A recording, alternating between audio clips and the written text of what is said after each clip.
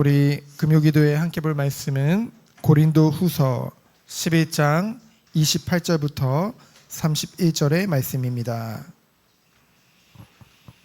고린도 후서 11장 28절부터 31절의 말씀, 우리 네 구절을 다 같이 합독하도록 하겠습니다.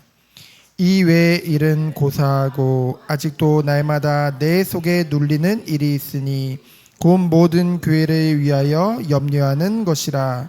누가 약하면 내가 약하지 아니하며 누가 실족하게 되면 내가 애타지 아니하더냐. 내가 부득불 자랑할진대 내가 약한 것을 자랑하리라. 주 예수의 아버지 영원히 찬송할 하나님이 내가 거짓말 아니하는 것을 아시느니라. 아멘. 우리 함께 나눌 말씀의 제목은 거룩한 스트레스입니다. 뭐 이런 제목이 다 있나 생각이 들죠. 스트레스는 하면 영어죠. 근데 우리가 그냥 듣기에는 스트레스 하면 뭔가 아주 안 좋은 그런 느낌이잖아요. 근데 예수님께서도 스트레스를 받으셨습니다. 구원을 두고 굉장히 답답함을 토로하셨거든요. 우리가 이 땅에 살아가면서 가장 중요한 것이 무엇일까요? 바로 하나님의 뜻을 이루는 것인 줄 믿습니다. 이런 하찮은 나를 향한 하나님의 뜻이 무엇일까요? 베드로전서 2장 9절에 아주 이 하나님의 뜻에 관해서 그리고 우리의 정체성에 관해서 분명하게 기록되어져 있죠. 베드로전서 2장 9절에 보면은 그러나 너희는 택하신 족속이요 하나님이 만민 중에 우리를 택하신 줄 믿습니다.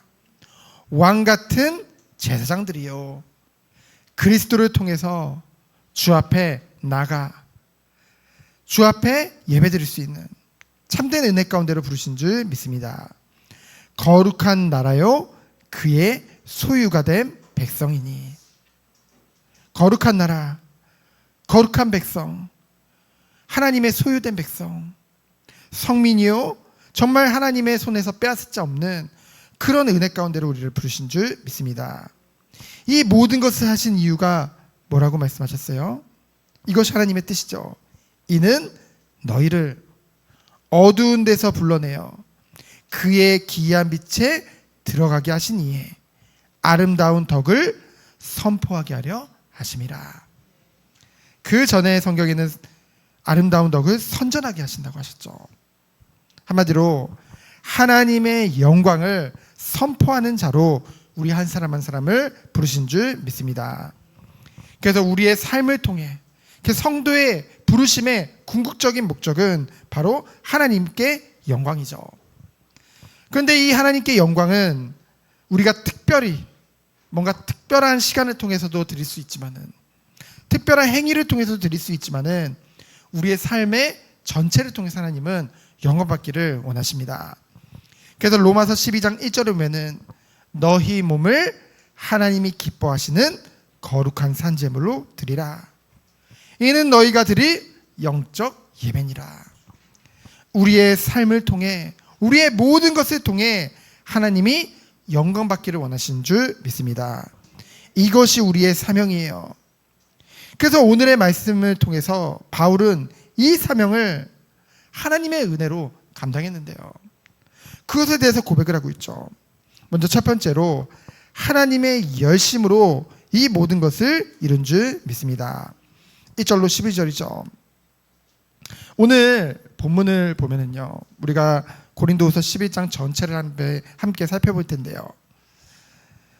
이 고린도 교회에 침투한 거짓 사도들, 그리고 주님께 택함을 받아 주의 일을, 주의 사명을 감당하고 있는 이 참된 사도인 바울, 그 둘 간에 아주 극심한 차이점이 드러나 있습니다. 첫 번째로 거짓 사도들의 특징은 자기를 자랑하죠. 끊임없이 자신들을 내비추며 자신의 육신의 것, 자기가 가진 것 어떻게든 끄집어내서 사람들 앞에 보이려고 합니다. 그에 반해서 바울은 오늘 1절에 보면은 이 사도권을 보호하기 위해서 부득이하게 자신을 자랑하는데, 그것에 대해서 뭐라고 고백을 하냐면요, 어리석다라고 말을 합니다. 이 자기 자랑을 하는 것에 대해서, 육신의 것에 대해서 자랑하는 것에 대해서 굉장히 어리석다라는 표현을 쓰면서 굉장한 민망함을 드러내죠. 하지만 이 어리석은 것을 용납하라라고 고린도 교회 성도들에게 말을 합니다.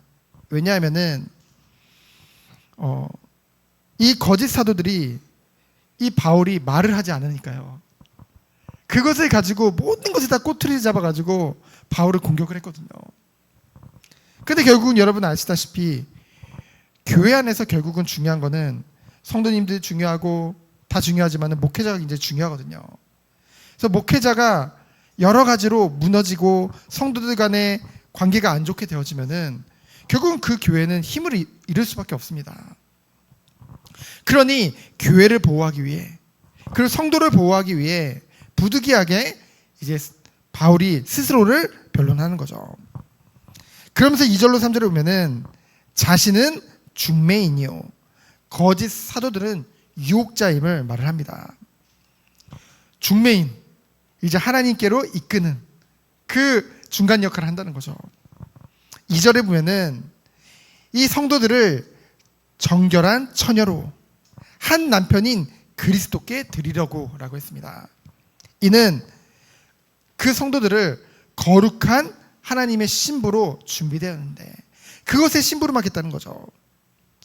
그리고 두 번째로 3절에 보면은 그리스도를 향한 진실함과 깨끗함으로 너희들이 나아갈 수 있도록 내가 그것을 돕겠다. 그에 반해 거짓 사도들은 부패했다고 했죠. 그리고 7절에 보면은 이 바울은 결국은 궁극적으로 하나님이 맡기신 이 주님의 복음을 전하기 원한다고 했어요. 그에 반해 4절에 보면은 거짓 사도는 다른 예수, 다른 복음, 다른 영을 얘기했죠. 이것이 완전히 다른 것입니다. 그러면서 바울 스스로의 자질에 대해서 이제 얘기하고 있습니다. 5절로 6절에 보면은 거짓 사도와 비교해도 부족할 것이 없음을 말을 했죠. 그들이 바울이 굳이 자신의 사도를 어떻게 되었는지, 또 자신이 어떠한 능력과 어떠한 은혜와 어떠한 지식을 가졌는지 그리스도 외에는 자랑하지 않으니까요. 오히려 거짓 사도들은 저 봐라, 별 볼 일 없으니까, 자신의 출신과 지식과 그 어떤 것도 자랑할 것이 없으니까 저러는 거 아니냐라고 얘기를 했거든요. 그래서 그것에 대해서 거짓 사도와 비교해도 부족할 것이 없는, 오히려 훨씬 뛰어남을 우리는 알고 있잖아요. 그러나 7절에 보면 어떻게 했어요? 너희를 높이려고 나를 낮추어 값없이 하나님의 복음을 증거했다고 했죠. 이 바울은 예수님이 우리에게 보여주셨던 그 삶을 산 것입니다. 십자가의 핵심은 뭐예요? 순종이거든요. 주님이 우리 인간의 이 비천한 모습으로, 너무 낮고 낮은 모습으로 이 땅에 오셨죠. 우리의 죄를 사하시려고 자신을 낮추어 자신을 들여서 우리에게 참된 생명을 주신 줄 믿습니다. 그와 같이 오히려 이 고린도 성도들을 높이려고 자신을 낮추어 값없이 하나님 복음을 증거한 거죠. 그러면서 바울의 그 관심은 이거밖에 없어요. 8절에 보면은 너희를 섬기기 위하여. 그러면서 9절에 보면은 폐를 끼치지 않기 위해서 스스로의 권리를 포기했다고 했죠. 오직 고린도 교회를 위하여 희생과 헌신의 자세로 나아갔음을 우리는 볼 수 있습니다. 사실 이 시대에도요, 사도직 뿐만이 아니라 이 복음을 위해서 뛰는 복음의 사역자들을요, 그 교회들이 다 책임져 줬거든요. 근데 바울은 그것을 거부했습니다. 고린도 교회에서만은요. 왜냐하면 고린도전서 9장 18절을 보면은 장차 주어질 보상을 바라봤기 때문에, 마지막 때에 주님으로부터 받을 것을 바라봤기 때문에, 이 목회자의 기업은 하나님이시잖아요. 하나님이 기업이시잖아요. 그래서 스스로 주어진 권리를 포기한 것이죠. 저는 이 말씀 장면을 보면서 고 오카는 목사님이 생각났습니다. 지금도 저기 사랑의 교회, 이 굉장한 교회잖아요. 굉장히 크고 강남 한복판에 어마어마한 교회 건물도 있고 5만 명 이상의 성도들이 보이고 굉장히 힘있게 성장하고 있죠. 근데 오카는 목사님은 그 어떤 것도 자신이 가지지도 않고 그 자녀에게 물려주지도 않았어요. 청지기적 삶을 살았던 것이죠. 그러면서 온전히 주 앞에 모든 것을 다 드리고 영광 돌리고 올라갔습니다. 그런데요, 지금 오카노 목사님을 보고도 사람들이 너무 심했다 이러면서 막 비판하는 사람도 있거든요. 너무 그렇다 막 이러면서. 근데 이와 같이 바울도요, 사실은 이 고린도 교회에게 부담을 주지 않기 위해서 자신이 스스로 그 장막을 만드는 일을 하면서 스스로 벌기도 했지만은 사실은 다른 교회를 통해서도 많은 부분들을 또 얻기도 했거든요. 근데 중요한 것은 거짓 사도들은요, 이것을 가지고서 또 꼬투리를 잡았어요. 저 봐라, 자기가 사도인 것이 당당하지 않으니까 여기 고린도 교회로부터 이 당연히 받아야 될 이것도 받지 않는 것이다 라고 얘기를 했죠. 그들의 기준이 어디 있느냐, 그것을 우리는 볼 수 있죠. 오직 복음을 듣는 자들의 영적 유익만을 생각하는 것, 그것이 바로 참된 사도의 모습인 줄 믿습니다. 왜요? 고린도 교회에 오직 유익만을 생각했기 때문에. 그러면서 12절에 보면은 중요한 말이 나오죠. 나는 내가 해온 그대로 앞으로도 하겠다. 이 말은 뭐냐면요, 고린도 교회에서는 앞으로도 그 생계를 위한 살해를 받지 않겠다라는 거죠. 그 이유가 뭐라고 했어요? 그들이 기회를 찾는 자들이 그 자랑하는 일로 우리와 같이 인정받으려는 그 기회를 끊으려 함이니. 이 말은 뭐냐면요, 만약에 바울이 고린도 교회로부터 이 살해를 받게 되어지면은 이 거짓 사도들이 오히려 그것을 잡고서 저 봐라, 원래 받는 거다, 그러니까 우리도 많이 받겠다 라고 이런 식으로 나올까봐 그 모든 기회를 끊으려고 자신의 당연한 권리를 내려놓고 오직 이 교회를 위해서 기도하면서 인도받는 것을 우리는 보게 되어지죠. 그래서 16절로 29절을 보면은 두 번째로 바울의 자랑에 대해서 나옵니다. 바울은 21절을 보면은 그들은 바울이 끊임없이 뭐 소심하다, 뭐 우리가 지난 시간에 살펴봤던 것이 앞에 오면은 굉장히 막 내성적이면서 뒤에서 글로만 막 담대하다 막 이렇게 얘기를 했거든요. 근데 바울은 그렇지 않음을 고백했고요. 그래서 그들이 바울의 자질에 대해서 끊임없이 공격을 하지만은 바울이 어떤 출생을 가지고 있는지에 대해서 분명하게 말하고 있습니다. 그러면서 자신이 그리스도의 일꾼이요, 참된 일꾼이요 사도임을 스스로 증거하고 있죠. 그러면서도 이것에 대해서 부끄러워합니다. 그러나 말할 수밖에 없는 이유는 말하지 않으면 저들이 자꾸만 이 교회를 자꾸만 다른 것으로 이끌어가는 것을 봤기 때문에. 그러면서 23절로 27절로 보면은 그리스도와 교회를 위한 모든 고난에 대해서 말을 합니다. 바울이 수없는 고된 고난을 다 받았죠. 어려움도 당하고요, 끊임없이 생의 위기도 당하고요, 목숨까지 끊길 뻔한 일들이 너무나도 많았습니다. 감옥에도 갇히고요. 정말로 인간으로서는 견디기 힘든 그 한계치까지 몰아서 갔었죠. 하지만 이 모든 육체적 고난이요, 우리가 봤을 때는 얼마나 힘들까, 얼마나 괴로울까. 인간에게 배신도 당하고요, 많은 고발도 당하고요, 선을 행했음에도 불구하고 오는 것은 끊임없는 고통뿐이었어요. 그런데 이 모든 육체적 고난은 아무것도 아님을 바울은 고백하고 있습니다.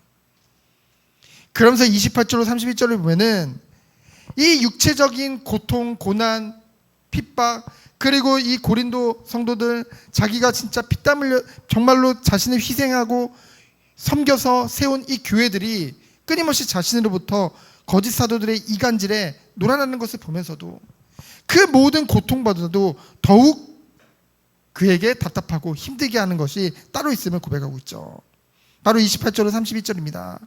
바로 거룩한 스트레스죠. 날마다 내 속에 눌리는 일이 있다고 했어요. 모든 교회를 위해 염려하는 거죠. 바울의 10년 가운데 오로지 교회를 생각할 때 그에게 마음에 굉장한 중압감을 느꼈던 거예요. 그래서 현 시대에 한 교회를 섬기는 일도 목회자들이 쉽지 않다고 하잖아요. 근데 알다시피 바울은 여러 교회들을, 수많은 교회들을 세우고 그것에서 들려오는 여러 가지 얘기들, 그렇잖아요. 어떤 성도가 어떤 어려움을 겪고 있다더라, 어떤 교회는 지금 시험에 들었다더라, 지금 어떤 교회는 이런 문제가 있다더라, 저런 문제가 있다더라, 다 듣게 되어지잖아요. 그럼 또 굉장히 마음에 굉장히 큰 짐을 얻게 되어졌던 것이죠. 그래서 노심초사할 수밖에 없었던 것입니다. 그런데 이것은 불신앙이 아니에요. 참된 사도요 목회자라는 살아있는 증거죠. 그의 마음과 그의 관심이 어디에 있느냐를 우리는 볼 수 있죠. 고린도전서 9장 22절에 보면은 약한 자에겐 약하고 정말 병든 자에겐 정말 그들에게 연민과 동정을 가지고 나아갔던, 그것이 충만했던 사도가 바로 바울이었습니다. 그래서 29절에 보면은 내가 어찌 애타지 아니하겠느냐라고 고백을 할 수밖에 없는 것이죠. 그래서 거짓 사도들은 끊임없이 바울이 저 밖으로만 돌아다니고 너희 교회한테 전혀 관심이 없다, 그 말이 사실이 아님을 우리는 말씀을 통해서 알 수 있죠. 그래서 목자로서 늘 애타는 심정을 가지고 정말로 교회와 성도를 위한 이 근심에 비하면 그런 모든 육체적 고난들은 아무것도 아님을 바울은 고백했던 것입니다. 이런 모든 것이 가능했던 이유가 무엇이었을까요?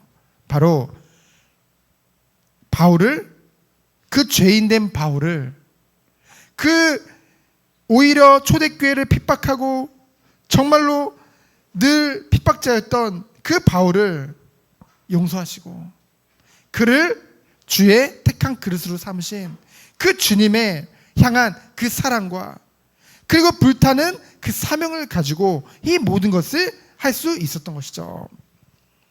바로 사명에 대한 열정입니다. 이 사명에 대한 열정은 어디서부터 오나요? 바로 하나님이 우리에게 베풀어 주신 그 사랑, 그 은혜 안에서 내가 누구인지 알고 그 안에서 하나님의 나를 향한 뜻을 발견했을 때 이 복음에 대한 열정을 가지고 그리고 교회를 위한, 성도를 위한 사랑이 이토록 그에게는 엄청난 고통과 스트레스를 다 극복하게 한 줄 믿습니다. 그래서 진짜 하나님의 은혜 안에 있는 자들은요, 세상의 스트레스로부터는 오히려 참으로 자유를 얻게 되어집니다. 그러나 교회와 이 성도에 대해서는 무거운 압박과 근시 속에 거룩한 스트레스를 받을 수밖에 없다는 것이죠. 그것이 진정한 성도요, 목회자로서 사명을 하는 자의 모습인 줄 믿습니다. 어떤 목사님이 그러시더라고요. 이번 주에 만났는데 저보고 요즘 많은 젊은 목회자들도 비롯해서 많은 목사님들이 매너리즘에 빠져있다. 저 예전에 어떤 목사님도 그런 말씀 하시더라고요. 저한테 제가 40대 때는 정말 밤낮을 진짜 가리지 않고 진짜 한계치까지 뛰었대요. 주님을 위해서 막 뛰었대요. 근데 50대가 되니까 그 다음부터는 그냥 포기하게 되더래요. 그러면서 그냥 어차피 내가 열심히 해도 뭐 성도가 막 교회가 부흥하고 그런 건 아니구나. 그러니까 그냥 그러나 또 이 모인 성도님들은 어떻게 해도 떠나질 않는구나. 그러니까 그냥 이 성도님들 잘 섬기면서 그냥 적당히 누리면서 이렇게 목회를 하면 되겠구나라고 생각을 하게 되어졌다고 하더라고요.